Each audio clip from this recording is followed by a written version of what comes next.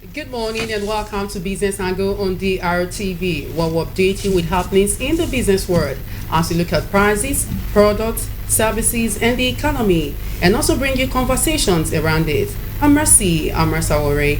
Let's join Nasi on the business news. Hello and welcome to Business News. Nigeria's inflation rate in the month of July 2022 rose to a 17-year high of 19.4%. This compares to 18.6% recorded in the previous month of June 2022. The latest inflation date is according to the recently released Consumer Price Index report for the month of July 2022 by the National Bureau of Statistics. The last time Nigeria's inflation was above 19.64% was in September 2005 when it rose to 24.32%. Further breakdown of the report shows that the urban inflation rate rose by 2.8% to 20.09% in July 2022 from 18.01% recorded in July 2021, while the rural inflation rate hit 19.22% from 16.75% recorded in the corresponding period of 2021. According to the NBS, the rise in food inflation was caused by increases in prices of bread and cereal, food products, potatoes, yam and other tubers, meat, fish, oil, and fat. Investors lost 571 billion naira at the end of trading on the floor of the Nigerian Exchange Limited last week. The NGX All Shares Index and Market Capitalization of Equity listed on the NGX depreciation by 2.9% to close at 49,664.7 and 26.787 trillion naira last week.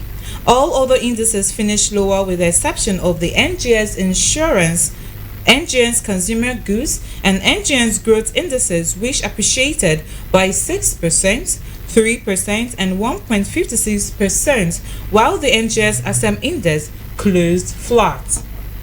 The NGX weekly market report showed a total turnover of 1.15 billion shares worth 13.57 billion naira on the floor of the exchange, in contrast to the total of 705.63 million shares valued at 12.85 billion naira that exchanged hands in previous week in 22,124 deals. Nigeria's oil production slumped by 28 million barrels between January and July 2022, threatening the federal government's 9.37 trillion naira oil and gas revenue target by the end of this year. The federal government, in the 2023 to 2035 medium-term expenditure framework and fiscal strategy paper recently presented by the Minister of Finance, Budget and National Planning, Dr. Zainab Ahmed, blamed oil production shortends due to pipeline vandalism, crude oil thefts, and high petrol subsidy costs. By dropping from 139 mbpd in January, 184 mbpd in July, it means the country lost about 315 barrels of crude oil daily, amounting to 28.4 million barrels of oil during the 6 months of intervals, according to reports of the Organization of Petroleum Exporting Countries, indicated that Nigeria actually stepped up its output from 1.19 mbpd produced in December 2021 to 1.399 mbpd produced in January 2022. The country's oil production moved up marginally in June, rising to 1.158 mbpd, but this was short-lived as it eventually dropped to 1.04 mbpd in July this year. OPEC explained that the crude oil production figures were based on direct communication data from the Global Oil Group, further showed how Nigerian quarterly oil production moved up from 1.26 mbpd in the fourth quarter of 2021 to 1.299 mbpd in the first quarter of this year. And that's it for our business news. I am Nancy Oyembuchi. Back to you, Mercy. Okay.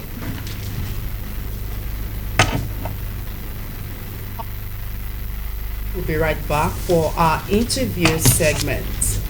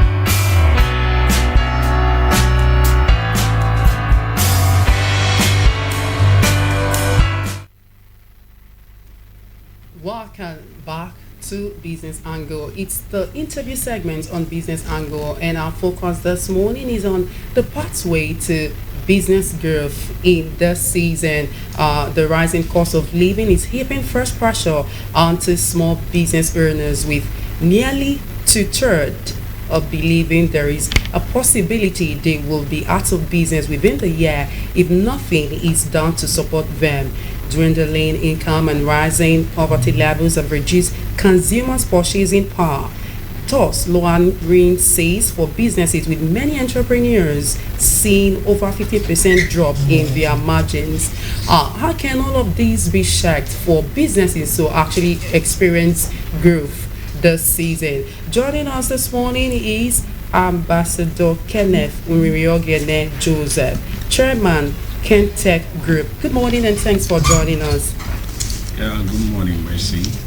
Great privilege to be here. Okay, so how would you rate the current state of businesses in Nigeria? Okay, looking at what we're looking at today, pathway to business growth. In this season, we are in a season whereby there is a lot of high costs of running business, and people too also that, like I say, we that are into business, the customers who are complaining, the cost at which they got service, right? So it's actually an issue that we need to look at. Even business owners, a lot of people, they could not sustain the change in this season, so a lot of people are out of the business, right? So looking at pathway to business growth in this season, right? The key things that as a business person that we need to know, right? Number one key thing as a business person, you need to discover what is the change.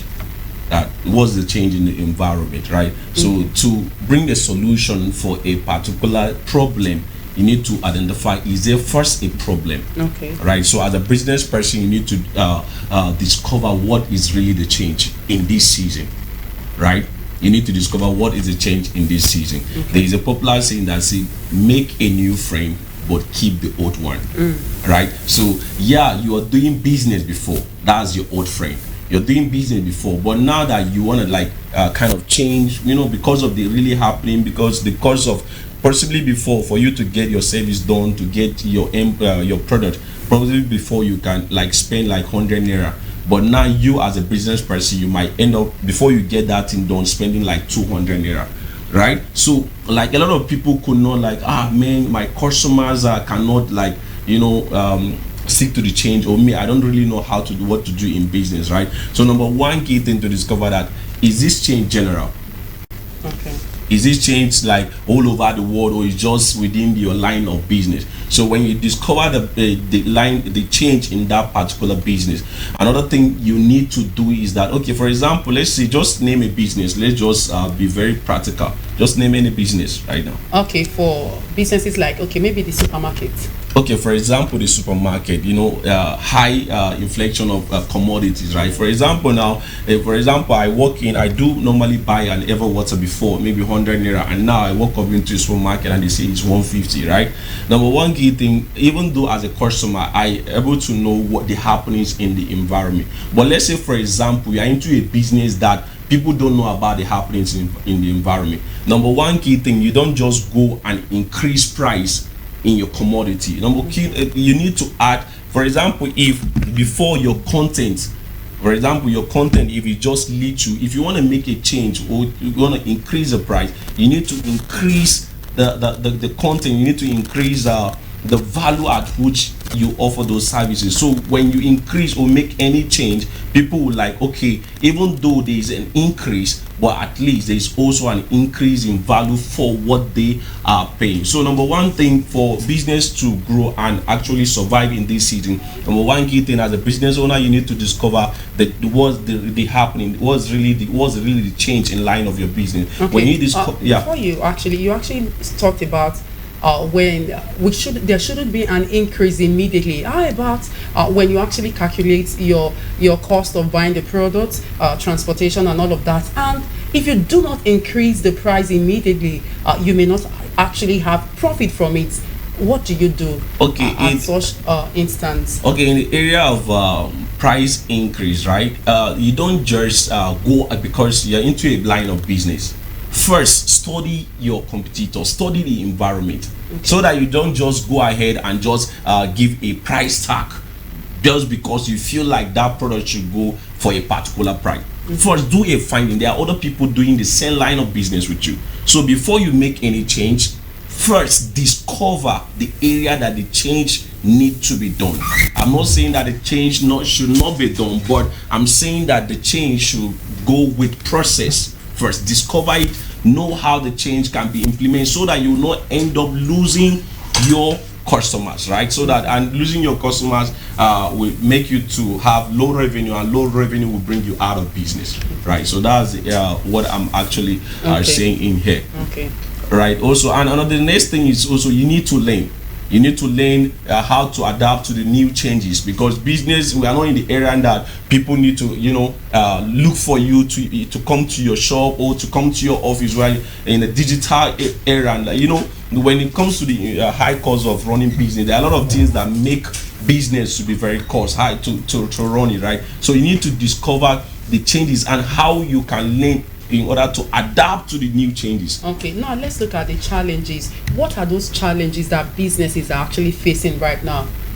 Okay, challenges that businesses are facing right now, we can a lot of people do say, like, number one is high cost of running business. Okay. Right, high cost of running business. Like I said, when you have high cost of running business, for you to able to solve it, you need to like top up the game, maybe with your pricing. But topping your pricing, you have to top it with value.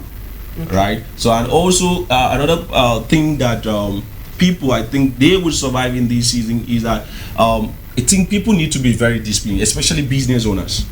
For you to survive in discipline, you have to be very disciplined, right? Very disciplined with finance. Okay.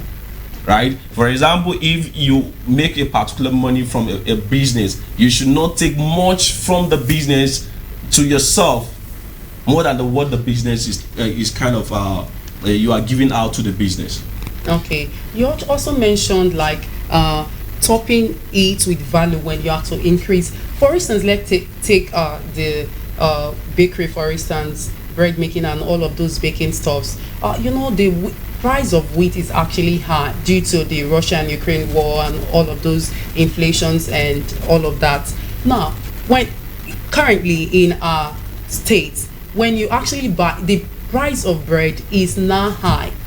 Not just high, the quantity has drastically reduced. How do you actually relate that? Okay, relating bread in here, like increasing value before you increase your price in here, is just simple. For example, a lot of people, customers, they are particular bread I normally like I get from AJ. Maybe I already know how the bread feel like. Okay. I know the taste, right? So me getting that bread, and maybe for example AJ just I don't know about their management. Maybe they woke up and okay, they say their bread possibly before.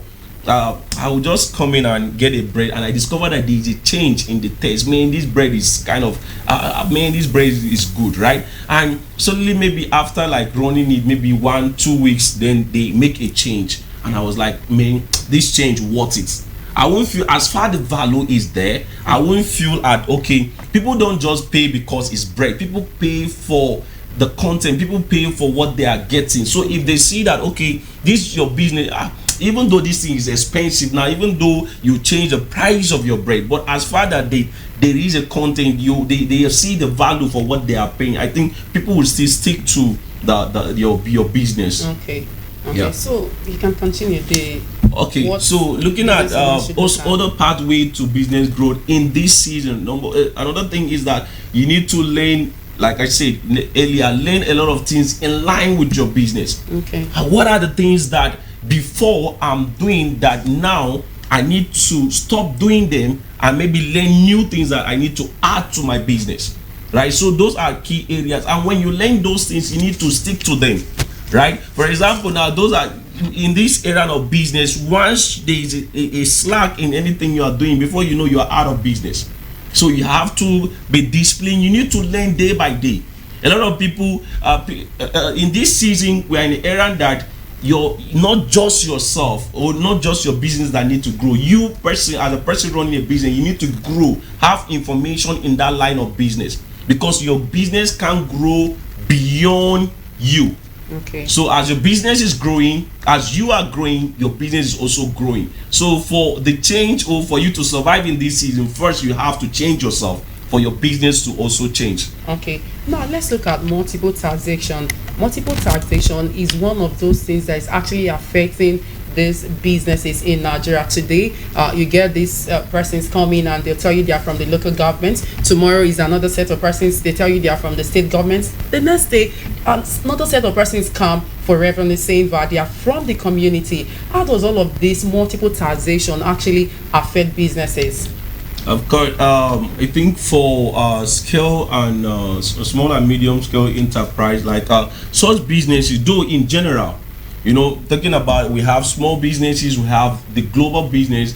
All those businesses pay tax. It might be local, it might be state, it might be federal, it might be internal. All these people pay tax. Another thing is that, for example, let's say as a small business owner, you are earning like 10,000 naira thereabout in a month, and with another thing, even though it's annually, that some of those tax, here in Delta State they call it, for example, maybe the bill, or okay, tax and thereabout. But for small businesses that are just starting up, some of them, they have not actually make money from such business. So I think a lot of multiple tax, can discourage startup owners that are not long in business. Okay. So I think if the government can also like kind of make it easier, especially for startup, okay, that will encourage people to go into business and also survive in this season. Okay, still looking at power supply, lots of businesses, they actually need, I think all businesses, they actually need power to actually help in their production. How can this issue of power supply be resolved in our country? Because some persons, they actually use maybe generator plants and all of that, and the price of fuel is still on the high. It's getting high every day. It's on the increase every day. Okay, looking at the issue of power, right?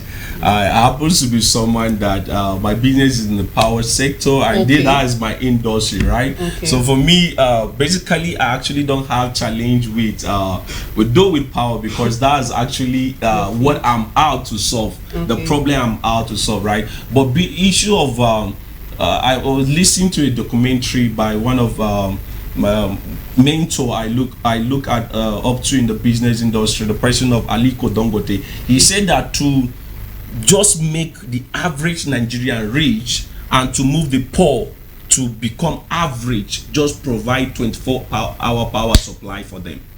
So that's to tell you the place of power, how essential power is. Because a lot of people, so for example, even hotel owners, the cost of running diesel, people that everything that you are doing in Nigeria, you have a lot of 90% of business, you need power to run that business, right? So I think if there is 24 hours power supply in the country, I think a lot of business will grow massively in the country, right? But I don't want to be biased, right? But because I'm into power business, so that's why in case if the government fails or the country fails, you can also generate your own power supply with solar system, right? And that's where my company actually will come in though. Okay, now what do you think government can actually do to help this small and medium scale enterprise? Okay, number one is for like we say, most of the business is in line with power. Number one key thing is for government to provide 24 hours power supply, right? And number two, well, I said another thing for government to also encourage like small business owners.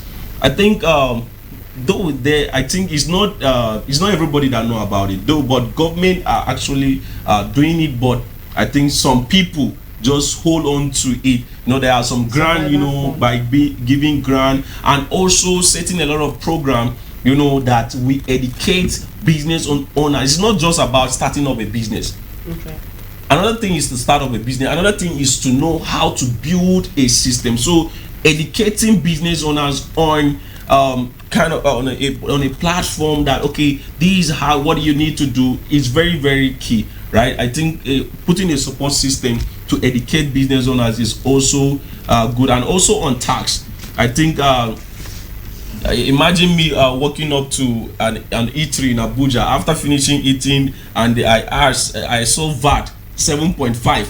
After the whole, I was like, it's an eatery. After the whole thing, the VAT was almost like 4,005. I said, what's happening here? It seemed like, give me my card, let me use cash to pay. So the whole, I think such stuff, maybe for example, people like I might feel discouraged that I'm not going to buy again. So I think in the area of VAT and all those tax, I think the government should do something about it. I think that would also encourage business owners and small businesses. Okay, before we let you go, when I was introducing the topic, it's nearly 2/3 of small scale businesses are actually saying they might actually quit business by the end of the year. Nothing is actually done. What's your word of encouragement to that man out there, that woman out there that is trying to actually quit? Okay, as a young man, a young Nigerian CEO under 30, I just clocked 30 last week. Wow. And having business in around the country, in Lagos, Abuja, Port Harcourt, here in Delta State, a business is not really easy. Okay. Business is not just because you see someone doing business, you just jump into business, right? When you jump into business, you jump out of business. But when you plant into business, you'll be planted in that business, right? So even the Bible says, for Christians, it say, and God bless them, he say, be fruitful, multiply, subdue, replenish, and have dominion. There are processes. It doesn't just come, you being fruitful, you multiplying. There are stages you will go through. When Joseph have a dream that one day he will become a prime minister, there are prices he paid for. So, just stick to go through the process. They say, a lot of people normally say, behind every glory there is a story. So go through the process. I remember when some of the day I started business in Lagos, I have to trek from like place from Osubi to NRA Junction, because that time I have to cut costs. So but today is different.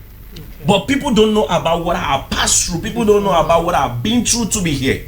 Today, people just want to, they are just moved by what they see on social media. There are a lot of, sacrifice. There are a lot of price are paid to be here, right? So if you can stick to that plan and also be consistent. Okay. Not that today you are doing this business, tomorrow they find you are doing another business. So that's another way people go out of business. Okay. So I encourage people, whatever you're going through, whatever is the situation in the country, the truth is that I tell people, whether it's anybody that becomes president, my business will survive. My business is not tied to the economic of though indirectly it's tied. But one of the key things is that you need to just be ready for any change. So whatever you go through, just stand still and keep moving. One day you just look back and it was like, wow. Don't forget the Dangote, the Tony Melu. A lot of people will celebrate today. They have a story, right? So tomorrow, stick to whatever you're going through so that you share your story tomorrow. Okay, thank you so much, Ambassador Kenneth Uririogene Joseph, Chairman King Tech Group. Thank you for your insightful contribution this morning. Thank you for having me. Stay tuned, right?